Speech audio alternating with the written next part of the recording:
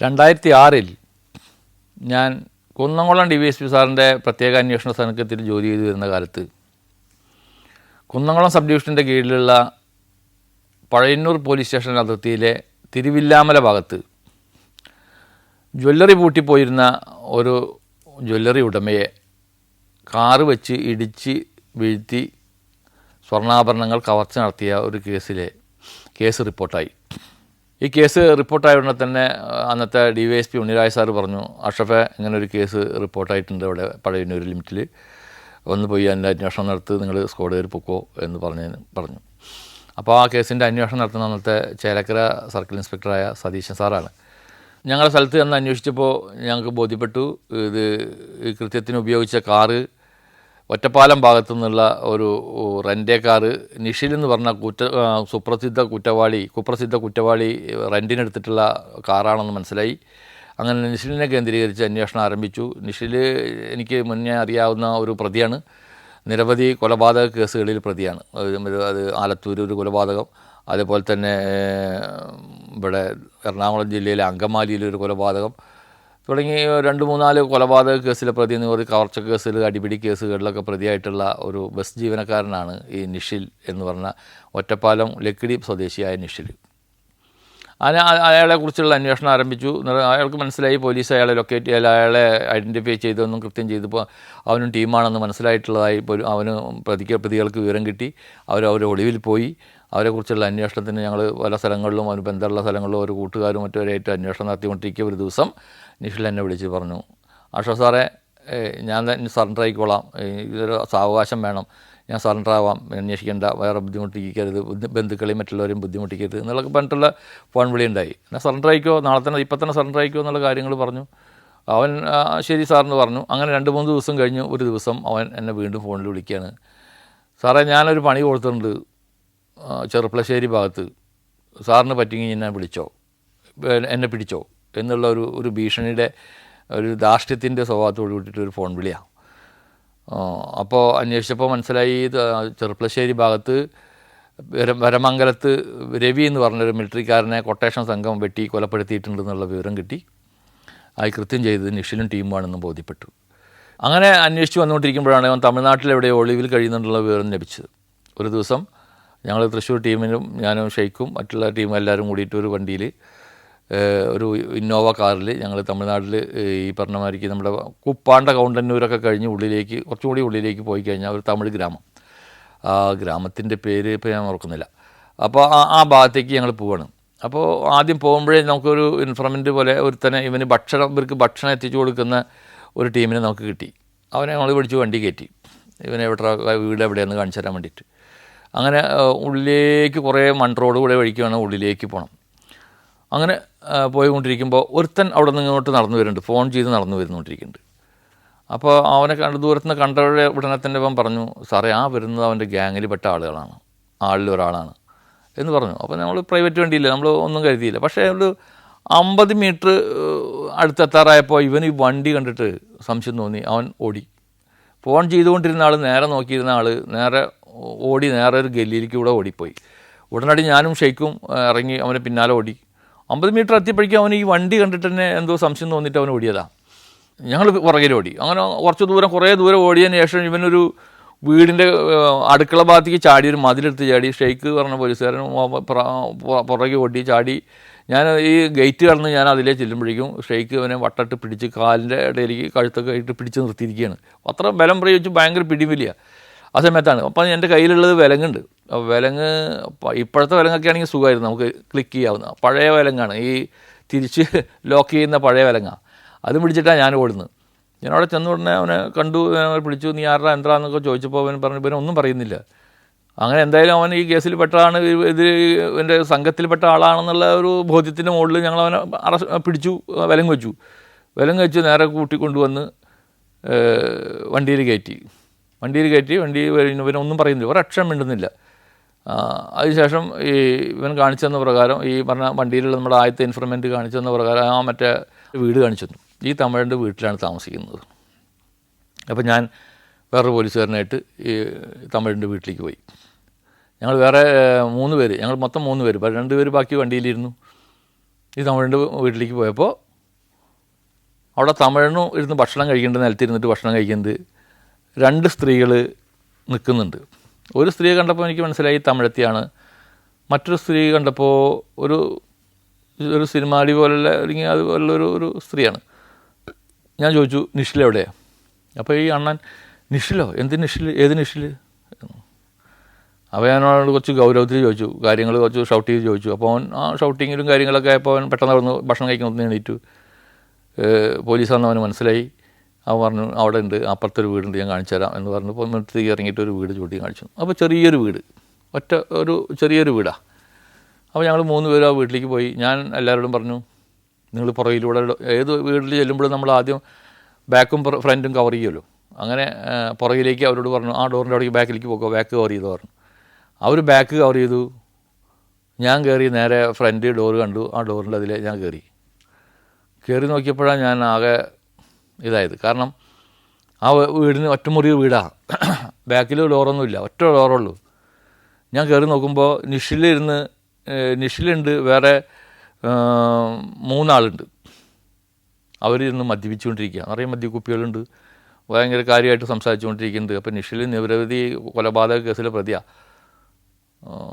എനിക്ക് നിഷിലിനെ മാത്രമേ അറിയൂ, ബാക്കിയുള്ളവരെ ആരെയും അറിയില്ല, അവരാരാണ് എന്താണെന്നൊരു ഐഡിയ ഇല്ല. അപ്പോൾ ഞാൻ നിഷിലിനെ കണ്ട ഉടനെ, നിഷിലെ അനങ്ങണ്ട, 4 പുറം പോലീസുണ്ട്, അനങ്ങിയ പണി കിട്ടും എന്ന് പറഞ്ഞു. അപ്പോൾ ഞങ്ങൾ പോകുമ്പോൾ ഈ പറച്ചിൽ മാത്രമേ ഉള്ളൂ. കാരണം വെപ്പണമൊന്നും കൈപ്പിടിച്ചിട്ടില്ല, വെപ്പണമൊന്നും ഇല്ല, ഒരു കയ്യിൽ ഒരു സാധനമില്ല, നമ്മുടെ ചങ്കൂറ്റം മാത്രമേ ഉള്ളൂ. കാരണം ഞങ്ങൾ 4 പേരും പോലീസുണ്ട്, അനങ്ങിയ അലക്കി കളയും, മിണ്ടരുത് എന്നൊക്കെ പറഞ്ഞ് അവനെ ഭീഷണിപ്പെടുത്തി അവിടെ നിന്ന് എണിച്ചു. ഞാൻ അവനെ പിടിച്ചു. അപ്പോഴേക്കും ബാക്കിലൊന്നും ഡോറില്ല എന്ന് പറഞ്ഞപ്പോൾ അവർ ഓടിയിട്ട് വന്നു, അകത്തേക്ക് കയറി. ഇവർ ഈ കുപ്പി പൊട്ടിച്ച് താങ്ങി തന്നാൽ നമ്മുടെ പണി തീർന്നു. കാരണം നമ്മുടെ അടുത്ത് മറ്റു വെപ്പണങ്ങൾ കാര്യങ്ങളൊന്നുമില്ല. പിന്നെ ആ ചങ്കൂറ്റത്തിൻ്റെ പുറത്ത് അവനോട് അങ്ങനെ ഭീഷണിപ്പെടുത്തി അവനെ പറഞ്ഞു. അവൻ പറഞ്ഞില്ല സാർ, ഞാൻ സറണ്ടറായി എന്ന് പറഞ്ഞാൽ അവൻ എണീക്കുകയും ചെയ്തു. ഞാൻ അവനെ പിടിച്ചു. മറ്റൊരു 2 പേരും വന്നിട്ട് അതിൽ ഓരോരുത്തരെയും പിടിച്ചു. പിന്നെ ഒരാൾ ബാലൻസ് ഉണ്ട്, അവനെയും കൂടി ഞാൻ പിടിച്ചു. അപ്പോൾ പുറത്ത് നാറയും പോലീസ് വളഞ്ഞിട്ടുണ്ട് എന്നുള്ളൊരു ഇതിൻ്റെ മുകളിൽ അവർ അനങ്ങാതിരുന്നത്. പുറത്തേക്ക് ഇങ്ങോട്ട് ഇറങ്ങിക്കഴിഞ്ഞപ്പോൾ പോലീസില്ല എന്ന് അവർക്ക് മനസ്സിലായി. ആ ഭാഷ്യം മാറി അവരുടെ. അപ്പോൾ 2 പോലീസുകാർ 2 ആളെ മുന്നേ കൈ പിടിച്ചിട്ട് അവർ പോകുന്നുണ്ട്. എൻ്റെ കയ്യിൽ നിഷിലും ഒരു കയ്യിലുണ്ട്, ഒരു കയ്യിൽ ഇവനുണ്ട്. ഇവരൊക്കെ ആരാണെന്ന് എനിക്കറിയില്ല, നിഷിലിനെ മാത്രമേ എനിക്കറിയുള്ളൂ. നിഷിലിനെ മാത്രം ടാർഗറ്റ് ചെയ്തിട്ടാണ് ഞങ്ങൾ വരുന്നതും. ഇവരെന്തായാലും ഈ സംഘത്തിലുള്ളതാണോ വേറെ എന്തെങ്കിലും കൂട്ടുകാരാണോ ഒന്നും അറിയില്ല. ഇതിനെ ആരും ഇല്ല എന്ന് കണ്ടപ്പോൾ എൻ്റെ കയ്യിൽ ഇടത് കയ്യിലുള്ള ഒരുത്തൻ ബലം പിടിക്കാൻ തുടങ്ങി, ബഹളായി, ആകെ അടിപിട്ടിയായി. നിഷിലും കുടയാൻ തുടങ്ങി. അവൻ ഒരുത്തൻ എന്നെ കടിച്ച്, ഇതിൽ അന്ന് കുറേ കാലം അത് ഉണ്ടായിരുന്നു ആ ബൈറ്റ് മാർക്ക്, ഇതിൽ കടിച്ച് പൊട്ടിച്ചു. ഈ ഇടത് കയ്യിൽ ഉണ്ടായിരുന്നാലും അവൻ അങ്ങനെ കടിച്ചിൻ്റെ ഇതിൽ പൊളിച്ച്. അപ്പോൾ ഞാൻ വിട്ടില്ല, നിഷിലിനെ വട്ടം പിടിച്ച് അവനെ പിടിച്ചിട്ടുണ്ട്, കൂക്കും വിളിയായി. അപ്പോൾ ഫ്രണ്ടിൽ പോയിരുന്ന മറ്റേ ആ സാറ് മരിച്ചു പോയി, ആ സ്ക്വാഡിലെ ആ സാറ് ഒരു പണി ചെയ്തു. അവൻ്റെ ഡ്രസ്സൊക്കെ അഴിച്ചെടുത്തിട്ട് വേഗം അവനവിടെ നിർത്തിയിട്ട് ഇവിടെ നിൽക്കണമെന്ന് പറഞ്ഞിട്ട് അവർ ഓടാതിരിക്കാൻ വേണ്ടിയിട്ടാണ് ഡ്രസ്സ് അഴിച്ചിരുന്നു. എന്നിട്ട് എന്നെ ആക്രമിച്ചു, അവനെ വന്ന് പിടിച്ചു, അവനെയും കൂടി ബലം പിടിച്ച് അവനെ കൊണ്ടുപോയി. അപ്പോഴേക്കും ഈ ഷെഡിട്ടിട്ടുള്ളവൻ ഷെഡിപ്പുറത്ത് ഓടിപ്പോയി. അവനക്ക് പിന്നെ കിട്ടിയില്ല. നമുക്ക് ആ 4 പേരുണ്ട്, 3 പേര് പോലീസുകാരുണ്ട്, 4 പേരെയും പിടിക്കണ്ടേ. അങ്ങനെ അവൻ ഷെഡിപ്പുറത്ത് ഓടിപ്പോയി. എന്തായാലും വേണ്ടില്ല, അവൻ പോയതാരാണെന്നോ അല്ലെങ്കിൽ നമുക്ക് വേറെ കാര്യങ്ങളൊന്നും അറിയില്ലായിരുന്നു. ഇവരെ കയറ്റി വണ്ടിയിൽ കയറ്റി നേരെ കൊടുന്ന് സ്റ്റേഷനിൽ കൊടുന്ന് തൃശ്ശൂർ കൺട്രോൾ റൂമിലേക്കാണ് കൊടുന്ന്. അവിടെ കൊന്ന് ചോദ്യം ചെയ്തപ്പോഴാണ് ഇവരൊക്കെ ഈ കുറ്റകൃത്യത്തിൽ ഉൾപ്പെട്ടിട്ടുള്ള തൃശ്ശൂർ ടൗണിലെ കൊട്ടേഷൻ ടീമിൽപ്പെട്ട ആളുകളാണ്. കുട്ടിക്കടിയൻ രാജേഷ്, മറ്റേ അതുപോലെ സന്തോഷ്, അങ്ങനെ തുടങ്ങിയിട്ടുള്ള കുറേ കൊട്ടേഷൻ ടീമിൽ പെട്ടിട്ടുള്ള ആളുകളായിരുന്നു. അത് ഒരു എന്താ പറയുക, നമ്മുടെയൊക്കെ ഭാഗ്യം കൊണ്ട് അന്ന് അവരുടെ ആക്രമണത്തിൽ നിന്ന് നമ്മൾ വളരെ അത്ഭുതകരമായി രക്ഷപ്പെട്ടു എന്ന് തന്നെ പറയാം. എന്തായാലും അവരെ തൃശ്ശൂർ കൊടുന്ന് അവരെ ചോദ്യം ചെയ്തപ്പോഴാണ് ഈ രവി, ചെർപ്പളശ്ശേരിയുള്ള രവിയെ കൊലപ്പെടുത്തിയിട്ട് അവർ ഒളിവിൽ കഴിയണമാണ്. ഈ കേസിൽ ഉൾപ്പെട്ടുള്ളതാണ്.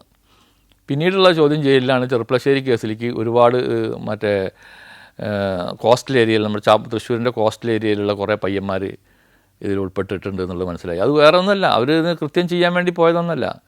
ഇതിൽ 2ാം പ്രതിയായിട്ടുള്ള ആൾ കൈലിയാട് അഷ്റഫ് എന്ന ആളാണ്.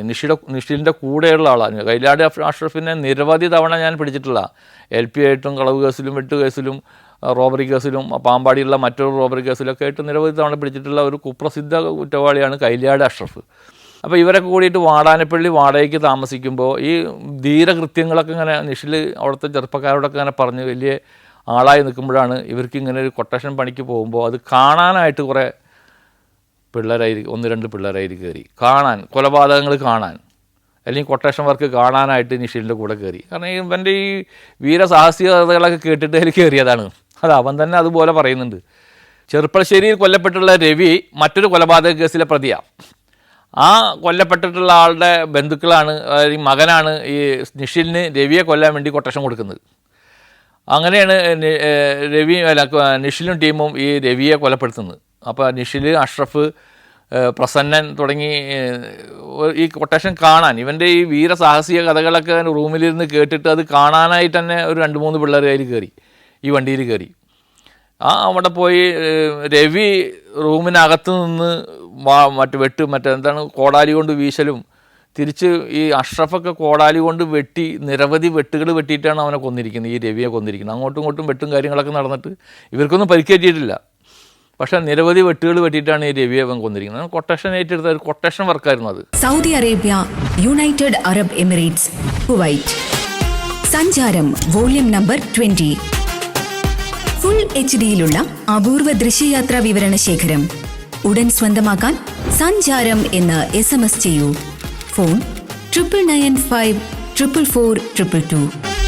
ചെറുപ്പളശ്ശേരി കേസിൻ്റെ കൊട്ടേഷൻ ഏറ്റെടുത്തതിന് ശേഷം അതിൻ്റെ ഗൂഢാലോചന നടത്തുന്നതിനും മറ്റുമായിട്ടാണ് അവർ തിരുവില്ലാമല വന്ന് ക്യാമ്പ് ചെയ്തതും അവിടെ ഒളിവിൽ താമസിച്ചിരുന്നതും. ആ സമയത്ത് അവർക്ക് ആവശ്യമായ ചെലവുകൾക്ക് വേണ്ടിയിട്ടാണ് അന്ന് തിരുവില്ലാമല ജ്വല്ലറിക്കാരനെ ഇടിച്ചു വീഴ്ത്തി കവർച്ച നടത്തിയ സംഭവം ഉണ്ടായിട്ടുള്ളത്. അങ്ങനെ നിരവധി വെട്ടുകളും കുത്തുകളും ഏറ്റിട്ടാണ് അന്ന് രവി കൊല്ലപ്പെടുന്നത്. അതിനുശേഷം തിരിച്ചു പോകുമ്പോഴാണ് നേരത്തെ പറഞ്ഞ പോലെ എന്നെ ഫോൺ ചെയ്തിട്ട് ഞാനിങ്ങനെ പണി കൊടുത്തിട്ടുണ്ടെന്നുള്ളത് നിഷിൽ പറയുന്നത്. തമിഴ്നാട്ടിൽ വെച്ച് ഇവനെ പിടികൂടുമ്പോൾ അന്ന് ആ ഹൗസ് ഓണറായ തമിഴൻ്റെ കൂടെ ഉണ്ടായിരുന്ന 2 സ്ത്രീകളിൽ ഒരു സ്ത്രീ ഇവൻ്റെ ഭാര്യയായിരുന്നെന്ന് പിന്നീടാണ് എനിക്ക് മനസ്സിലായത്. ഈ നിഷിലിനെ പിടിച്ച് കൊടുന്നതിന് ശേഷമാണ് അഷ്റഫ് മണ്ണാർക്കാട് ഭാഗത്ത്, പാലക്കാട് ജില്ലയിലെ മണ്ണാർക്കാട് ഭാഗത്ത് എവിടെയോ ഒളിവിൽ താമസിക്കുന്നുണ്ട് എന്നുള്ളൊരു വിവരം നമുക്ക് കിട്ടുന്നത് അന്ന് രാത്രി ഇവനെ പിടിച്ച് ചോദ്യം ചെയ്തപ്പോഴാണ്. അങ്ങനെ ഒറ്റപ്പാലത്തുള്ള ഒരു സിനിമാ തിയേറ്ററിലെ ജീവനക്കാരൻ്റെ ബന്ധുവിനെയാണ് കല്യാണം കഴിച്ചിട്ട് അവിടെ കൂടിയിരിക്കുന്നത്, അല്ലെങ്കിൽ അങ്ങനത്തെ ഒരു അത്തരത്തിലുള്ളൊരു പെൺകുട്ടിയുടെ കൂടെയാണ് താമസിക്കുന്നതെന്ന് മനസ്സിലായി. അങ്ങനെ ഒറ്റപ്പാലത്ത് പോയി അന്വേഷിച്ചു, മറ്റേ സിനിമാ തിയേറ്ററിൽ അന്വേഷിച്ചു, യാതൊരു പിടിയും കിട്ടിയില്ല. സ്ഥലത്തിൻ്റെ പേര് പിടികിട്ടി. അങ്ങനെ രാത്രി ഒരു 12-1 മണി ആയി കഴിഞ്ഞു. ആ സമയത്താണ് ഞാനും ഷെയ്ഖും പിന്നെ മറ്റൊരു പോലീസുകാരൻ, തൃശ്ശൂരുള്ള പോലീസുകാരൻ, ആ പോലീസുകാരൻ ഇപ്പോൾ പോലീസ് സേനയിലില്ല, അയാൾ വേറെ രാജിവെച്ച് വേറെ ജോലിക്ക് പോയി. അദ്ദേഹം കൂടിയിട്ട് ഒരു അംബാസഡർ കാറിൽ ഈ പറഞ്ഞ സ്ഥലത്തേക്ക് ഞങ്ങൾ പോകുന്നു. 1 മണിയോട് കൂടിയിട്ടാണ് ഈ സ്ഥലത്ത് എത്തുന്നത്. അപ്പോൾ അവിടെ എത്തിയപ്പോൾ ഒരു ഐഡിയ ഇല്ല, എവിടേക്ക് പോകണം, എങ്ങനെ പോകണം എന്ന്. വളരെ ഉൾപ്രദേശമാണ്. അവിടെ ഒരു കടക്കാരനെ വിളിച്ച്, ഒരു കടക്കാരനെ എണീപ്പിച്ച് കാര്യങ്ങൾ ചോദിച്ചപ്പോൾ ആൾ പറഞ്ഞു, ഇവിടുന്ന് 2 കിലോമീറ്റർ പോകണം സാർ. ഇങ്ങനെ ഒരു സ്ട്രേഞ്ചേഴ്സൊക്കെ മാത്രം താമസിക്കുന്ന ഒരു കോളനി പോലുള്ളൊരു സ്ഥലമാണ്. 2 കിലോമീറ്റർ പോകണം. അതിൽ കുറേ വീടുകളുണ്ട്. അത് ഞാൻ പറയാൻ കാരണം, അവിടുത്തെ ഒരു പയ്യൻ ഇവിടെ വന്നിരുന്നു സിഗരറ്റ് മേടിക്കാൻ ആ വീട്ടിൽ നിന്ന്. അപ്പോൾ സിഗരറ്റ് മേടിക്കാൻ വരുമ്പോൾ ഞാൻ ചോദിച്ചു, ആർക്കാടാ സിഗരറ്റ്? നിൻ്റെ അച്ഛൻ സിഗരറ്റ് വലിക്കില്ലല്ലോ, പിന്നെ ആർക്കാ സിഗരറ്റ് എന്ന് ചോദിച്ചു. അത് അവിടെ ഒരാളുണ്ട്, അയാൾക്കാണ് എന്ന് പറഞ്ഞു. അങ്ങനെ പറഞ്ഞപ്പോഴാണ് എനിക്ക് സംശയം തോന്നിയത്. അങ്ങനെ ഒരാൾ അവിടെ താമസിക്കുന്നുണ്ട് സാർ, ആ വീട് ഇങ്ങനെ ഉള്ളിലേക്ക് കുറേ പോകണം, കുറച്ച് കാലം വണ്ടിയായിട്ട് പോകാൻ പറ്റുള്ളൂ, പിന്നെ കുറച്ച് നടന്നു പോകണം എന്നൊക്കെ പറഞ്ഞു. അപ്പോൾ എൻ്റെ കൂടെയുള്ള ഷെയ്ഖ് എന്ന് പറഞ്ഞ സ്ക്വാഡിലെ പോലീസുകാരൻ പറഞ്ഞു, അഷ്റഫ് നമുക്ക് അങ്ങോട്ട് പോവാം, ഞങ്ങൾ 2 പേരുള്ളൂ, ഒരാൾ വണ്ടി ഓടിക്കണം, 3 പേരുള്ളൂ. ഈ സ്ട്രേഞ്ചേഴ്സ് മാത്രം താമസിക്കുന്ന ഈ കോളനിയിൽ ഇവന് വീട് അറിയാതെ നമ്മൾ പോയിട്ട് പിടിക്കാൻ നിൽക്കുമ്പോൾ അത് ഭയങ്കര അപകടമായിരിക്കുന്നത് എനിക്ക് മനസ്സിലായി. ഷെയ്ഖ് പറഞ്ഞു പോവാം, അഷ്റഫ് നമുക്ക് പോകാം, കുഴപ്പമൊന്നുമില്ല, നമുക്ക് നോക്കാം എന്ന് പറഞ്ഞു. പറ്റില്ല, അത് ശരിയാവില്ല, നമ്മളത് റിസ്ക്കാണ്, നമുക്ക് പ്രൊട്ടക്ഷൻ, നാളെ എന്തെങ്കിലും പറ്റിക്കഴിഞ്ഞാൽ നമ്മുടെ മേലുദ്യോഗസ്ഥന്മാർ ചോദിക്കും എന്തിനാ അങ്ങനെ പോയി, എന്തെങ്കിലും ചോദിക്കായിരുന്നില്ലേ, പോലീസിൻ്റെ മറ്റേ സേവനം മേടിക്കായിരുന്നില്ലേ, എന്തെങ്കിലുമൊക്കെ പ്രശ്നങ്ങളുണ്ടാവും, രാത്രിയല്ലേ, നമുക്ക് അറിയാത്ത ആളല്ലേ എന്ന് പറഞ്ഞു. ഉടനടി ഞാൻ നമ്മുടെ രാമേന്ദ്ര സാറുണ്ട്, അന്നത്തെ DYSP, ഷൊർണൂർ DYSP ആണെന്ന് തോന്നുന്നുണ്ട്, രാമേന്ദ്ര സാറുണ്ടായിരുന്നു. ഇപ്പോൾ റിട്ടയർഡായി, ആൾ SP ആയിട്ടൊക്കെ റിട്ടയർഡായി. രാമേന്ദ്ര സാറിനെ വിളിച്ചു. സാർ ഇങ്ങനെ ഒരു സംഭവമുണ്ട്, സാറിൻ്റെ കൂടി കേസിൽ പെട്ടിട്ടുള്ള ആളാണ് അവന് അഷ്റഫ് കയ്യിൽ. അന്ന് ആ കേസൊക്കെ അന്വേഷിക്കുന്നത് രാമേന്ദ്ര സാറാണ്, ചെറുപ്പശ്ശേരി കേസ് അന്വേഷിക്കുന്നത്. അപ്പോൾ രാമേന്ദ്ര സാറോട് പറഞ്ഞു, അഷ്റഫ് എവിടെ നിൽക്കുന്നു ചോദിച്ചു. സാർ ഞാനിങ്ങനെ ഉൾപ്രദേശത്താണ്, ഇന്ന ഭാഗത്താണ്, മണ്ണാർക്കാടിനോട് ചേർന്നിട്ടുള്ള ഒരു മലമ്പ്രദേശത്ത്, ഒരു ഗ്രാമത്തിലെ ഉള്ളിലേക്കുള്ള ഒരു ഗ്രാമത്തിലാണ്. ഒരു പണി ചെയ്തോ, അഷ്റഫോടെ നിന്ന് ഇപ്പോൾ ബസ് അവിടെ വണ്ടി ആൾ എത്തുമെന്ന് പറഞ്ഞു.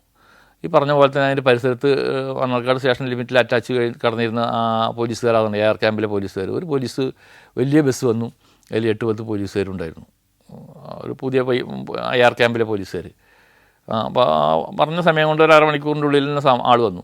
ആൾ വന്നപ്പോൾ ഞങ്ങൾ ഈ ടീം എല്ലാവരും കൂടിയിട്ട് ഞങ്ങൾ മൂവ് ചെയ്തു. നാളെ കോളനിയിലേക്ക് മൂവ് ചെയ്തു. ഈ പറഞ്ഞ സ്ട്രേഞ്ചേഴ്സ് മാത്രം താമസിക്കുന്ന സ്ഥലത്തേക്ക് മൂവ് ചെയ്തു. അവിടെ ചെന്നു. വീടൊന്നും അറിയുന്നില്ല. അപ്പോൾ നോക്കിയപ്പോൾ ഒരു വീട്ടിൽ ഒരുത്തനെ ആ വീട്ടിൽ കാണിച്ചെന്നു. വീട് ഈ കടക്കാരൻ ഞങ്ങളുടെ കൂടെ വന്നു കേട്ടോ. കടക്കാരൻ കൂടെ വന്നിട്ട് ഈ വീട് ചൂണ്ടി കാണിച്ചെന്നു. ആ വീട് പറഞ്ഞു. ആ വീട് കാണിച്ചെന്ന് കടക്കാരൻ തിരിച്ച് പോയി സ്ഥലം വിട്ടു എന്നറിഞ്ഞതിന് ശേഷം ഞങ്ങൾ അങ്ങോട്ട് കയറിയുള്ളൂ. കയറി നോക്കിയപ്പോൾ ഒരാളെ മാത്രമേ കാണുന്നുള്ളൂ. ഒരു സ്ത്രീ കിടന്നുറങ്ങുന്നുണ്ട്, വേറൊരു പുരുഷനുണ്ട്, വേറൊരു സ്ത്രീയും കൂടിയുണ്ട്.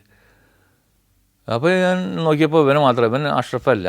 അപ്പോൾ അവന് അഷ്റഫല്ല, വേറെ ആരുമില്ല എന്ന് നോക്കിയപ്പോൾ ഒരു സ്ത്രീ കിടന്നുറങ്ങുന്നു. പക്ഷേ കിടന്നുറങ്ങുന്ന സ്ത്രീ കിടക്കുന്നത് കണ്ടിട്ട് എനിക്ക് പുതപ്പിട്ട് മൂടി കിടക്കുകയാണ്. അപ്പോൾ നോക്കിയപ്പോൾ അത് കുറച്ച് ഉയരത്തിൽ നിലത്താണ് കിടക്കുന്നത്, കട്ടിലൊന്നുമില്ല, രാത്രിയല്ലേ. അപ്പോൾ കുറച്ച് ഉയരത്തിലാണ് കിടക്കുന്നത്.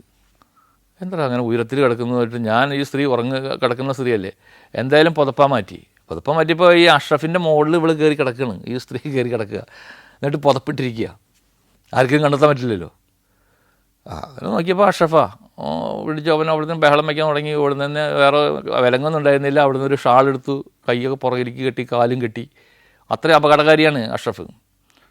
അപകടകാരിയാളെന്ന് പറഞ്ഞാൽ നമുക്ക് അവൻ എന്താ കയ്യിൽ കിട്ടുന്ന വെച്ചാൽ അപ്പം അലക്കി കളയാം, അവന് വേറെ ഒന്നും നോക്കില്ല. അവനെ കയ്യും കാലൊക്കെ കെട്ടി ഈ ഷാളുകൊണ്ട് കെട്ടി നേരെ മറ്റേ പോലീസുകാരുടെ അടുത്ത് കൊടുത്തു. പോലീസുകാർ പിന്നെ കൊണ്ടുപോയി ബസ്സിൽ കയറ്റി അങ്ങനെ നേരെ തൃശ്ശൂർക്ക്. ഞങ്ങൾ പിന്നെ ഇവിടെ റോട്ടിൽ വന്നിട്ട് ഞങ്ങളുടെ കാറിൽ അംബാസഡർ കാറിലും കയറ്റി നേരെ തൃശ്ശൂർക്ക് കൊടുന്നു. തൃശ്ശൂർ കൊടുന്ന് അവനെ എല്ലാ പ്രതികളെയും, അപ്പോൾ ആ ചെർപ്പളശ്ശേരി കേസിൽ ഉൾപ്പെട്ട പ്രതികളെയും, പിന്നീട് അതിന് മുമ്പ് ഞങ്ങളുടെ പറയൂർ പോലീസ് സ്റ്റേഷനിൽ മറ്റേ ആ റോബറി നടത്തിയ കേസിലെ പ്രതികളൊക്കെ എല്ലാവരെയും അന്ന് രാത്രിയോടുകൂടി പിടിച്ചു. മറ്റേ ജില്ലയുടെ വിവിധ ഭാഗങ്ങളിൽ നിന്നായിട്ട് രാത്രി എല്ലാവരെയും പിടിച്ച് സ്റ്റേഷനിൽ മറ്റേ കൺട്രോൾ റൂമിൽ കൊണ്ടുവന്ന് ചോദ്യം ചെയ്തതിന് ശേഷം കാര്യങ്ങൾ അതിൻ്റെ ചിത്രങ്ങൾ വ്യക്തമായതിനു ശേഷം അവരൊക്കെ അറസ്റ്റ് കാണിച്ച് നേരെ പഴയന്നൂർ സ്റ്റേഷനിൽ കൊണ്ടുവന്നു. പഴയന്നൂർ സ്റ്റേഷനിൽ കൊണ്ടുവന്ന് CI സാറ് നമ്മുടെ റോബറി കേസിലേക്ക് വേണ്ടി അന്നത്തെ ആ റോബറി കേസിൻ്റെ അന്വേഷണ ഉദ്യോഗസ്ഥൻ സതീശ സാറ് അറസ്റ്റ് ചെയ്തു. എല്ലാ പ്രതികളെയും ആ കേസിലേക്ക് വേണ്ടി അറസ്റ്റ് ചെയ്ത് മറ്റേ കേസിൻ്റെ കൺഫെഷനൊക്കെ എഴുതി അത് ക്ലിയറാക്കി അത് ചെർപ്പശ്ശേരി പോലീസ് സ്റ്റേഷനിലേക്ക് അത് അയച്ചു കൊടുത്തു. ഇന്ന കേസിലെ പ്രതികളെ പിടിക്കപ്പെട്ടിട്ടുണ്ട് എന്നുള്ള വിവരങ്ങളൊക്കെ അവരെ ഇൻഫോം ചെയ്തു. ആ കേസ് കുറ്റകൃത്യങ്ങൾ ചെയ്തതിനെ പറ്റിയിട്ട് അവർ കൺഫസ് ചെയ്തൊക്കെ കൺഫെഷൻ എക്സ്ട്രാക്റ്റൊക്കെ അയച്ചു കൊടുക്കുകയും ചെയ്തു. അങ്ങനെ പ്രതികളെ കോടതിയിൽ ഹാജരാക്കി. പിന്നീട് ഈ കേസിലേക്ക് പലപ്പോഴും LP ആവാറുണ്ട്. LP ആകുമ്പോഴും നമ്മളെ പിടിച്ചിട്ട് വരും. LP എന്ന് പറഞ്ഞു കഴിഞ്ഞാൽ ലോങ് പെൻഡിങ് ട്രയൽ. നിരവധി തവണ അത് കേസിലേക്ക് വേണ്ടി ഹാജരാവാതിരിക്കുമ്പോൾ കോടതി പിടികിട്ടാപ്പുള്ളികളായിട്ട് പ്രഖ്യാപിക്കുന്നതിനാണ് LP വാറണ്ടുള്ള പ്രതികളെന്ന് പറയാം. അങ്ങനെ പലപ്പോഴും ഈ കേസുകളിലൊക്കെ ഇവർക്ക് LP ആവാറുണ്ട്.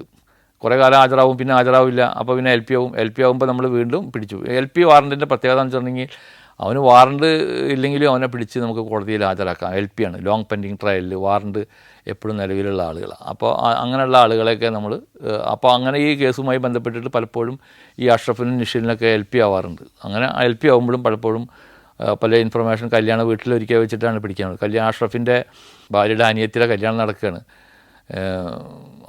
വല്ലപ്പുഴ ഭാഗത്തൊരു വീട്ടിൽ. അപ്പോൾ ഞാനും ഷെയ്ഖും ഇതേമാതിരിക്ക് ഇവനെ പിടികിട്ടുന്നില്ല, ഇവൻ ഒളിവിലാണ്, കിട്ടാൻ യാതൊരു മാർഗ്ഗമില്ല, അഷ്റഫ് അവിടെ കല്യാണത്തിന് എത്താൻ സാധ്യത ഉണ്ട് എന്ന് പറഞ്ഞ് നേരെ ഞങ്ങൾ മോട്ടോർ സൈക്കിളിൽ വന്നു.